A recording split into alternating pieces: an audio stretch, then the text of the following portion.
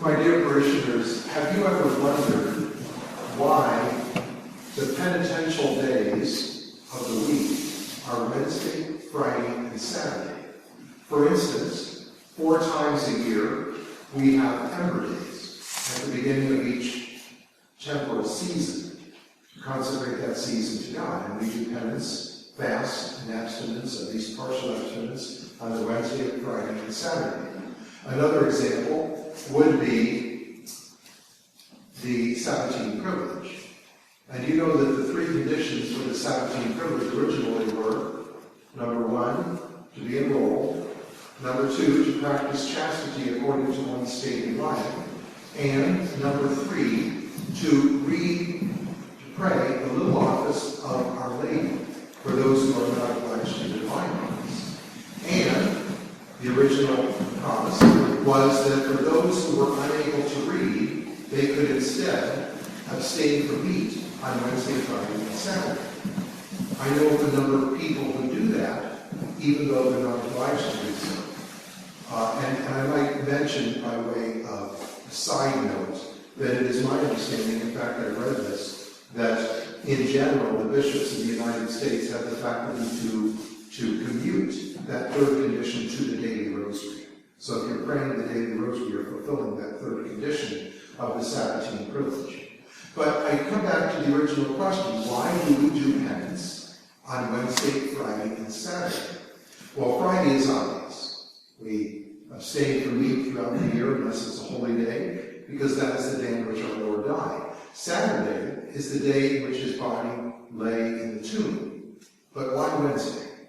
Well, Wednesday, in fact, today, the day before Holy Thursday, is the day on which Judas made a pact with the Pharisees to betray our Lord. He went to them, and he said, "What will you give me if I deliver him into your hands, if I betray him?" And they appointed him 30 pieces of silver. And what is particularly shocking about that is that in the psalm, it was either, I don't remember now which psalm, but in one of the psalms, David says, "They have given for me 30 pieces of silver," or "they betrayed me for 30 pieces of silver." Now, what's amazing is that these leaders of the Jewish people knew the scriptures inside and out. And so they should have known that. And here they were fulfilling it. But the problem, of course, is they were blind. They were blinded by their hatred of our Lord. So Holy Mother Church has always held in such abhorrence this act of treachery on the part of Judas. In fact, today was called, in the Middle Ages in England, they called it Spy Wednesday, since Judas was going around in a sneaky way, like a spy, to arrange for the betrayal of our Lord. Our Lord said many things in Scripture that cause us to fear. The words of our Lord to the Pharisees, calling them whited sepulchres, would be an example. And the woes that our Lord pronounced, and so forth. But for me, the most fearsome thing, the thing that causes the greatest fear of the words of our Lord are what he said to Judas. "It were better for that man had he never been born." Those words to me are just almost cause you to shiver at the meaning of those words. Better for that man that he had never been born. And we think about this. It's part of the Passion story. We read the Passion this week, and all of the evangelists mention Judas having the audacity to betray our Lord with a kiss. In other words, pretending to be his friend, and yet betraying him to his enemies. So, what lesson can we learn from the sad fall and despair and suicide of Judas? The lesson is that we must all be on guard not to allow what the spiritual writers call our predominant passion to gain control of our lives. Judas' predominant passion was his love of money. In fact, on Monday, we had the gospel of our Lord dining with Lazarus, Martha, and Mary.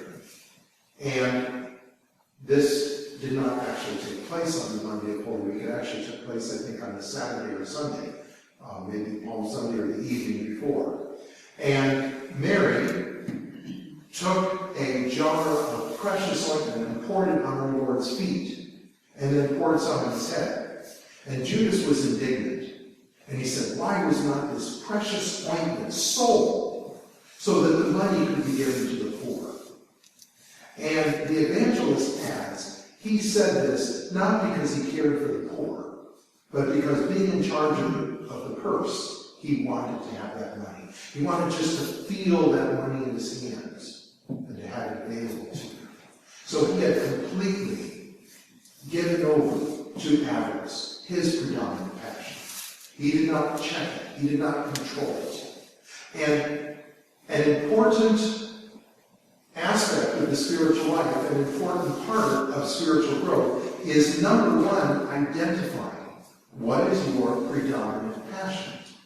And that takes examination of conscience, prayer, to know it. And then once you discover it, once you become convinced what is your biggest downfall, your main fault, then concentrate.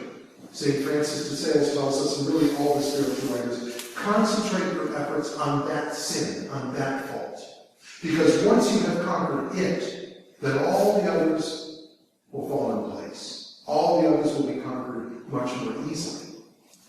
Is our predominant fault one of the 7 capital sins? Pride, envy, anger, gluttony, lust, sloth, avarice, etc. Or is it another fault that stems from one of those? It might be talking, gossip, talking about others, wanting to hear news about people and then spreading it to others. Things that are not to their credit, that are not to their good name. Would it be maybe impatience we talked about last week? Maybe anger. Whatever it may be. Discover your predominant passion and then wage an unremitting war to control, to destroy that passion, to control that particular failure. You might compare it, if we could use a few examples, to going bowling.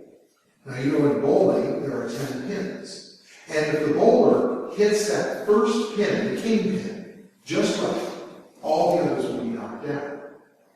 It's a waste of time with a bowling ball to aim for one of the pins on the outside, because he wants to try and get a strike.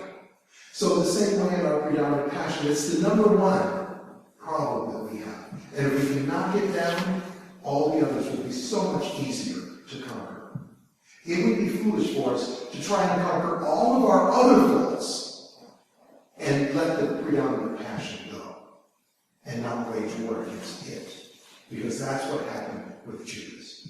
He did not control that passion of avarice, of greed, of love of money, and it controlled him and caused his downfall. So as tragic as that story is, why did the evangelist put it in the passion, in the story of the passion? First of all, because it's part of the story, but the Holy Ghost to inspire them to write the 4 Gospels had them put that in there so that we would learn a lesson. And our Lord tried so gently to correct him. When he said, "Why was not this money sold and the money given to the poor?" And the evangelist says, he said this because he didn't care for the poor, but because he wanted to get the money. But then our Lord turned to Judas, and he said to him, "She has done a good work upon me, for she has done it for my burial." And he praised her, as our Lord had praised Mary Magdalene on that first occasion, when she washed his feet with the tears. And he said, "Many sins are forgiven her because she has loved much." So our Lord tried, in his gentle way, to convert Judas. But God gives us grace. We have to cooperate. And we think back to that one gospel where our Lord went and spent the whole night in prayer on a mountain. And at the end of that night, he came down and chose his 12 apostles. He had all these disciples, and he chose out 12 to be the apostles. And if our Lord chose Judas, he must have been a very good man at that point. He must have been virtuous. He must have had many good qualities.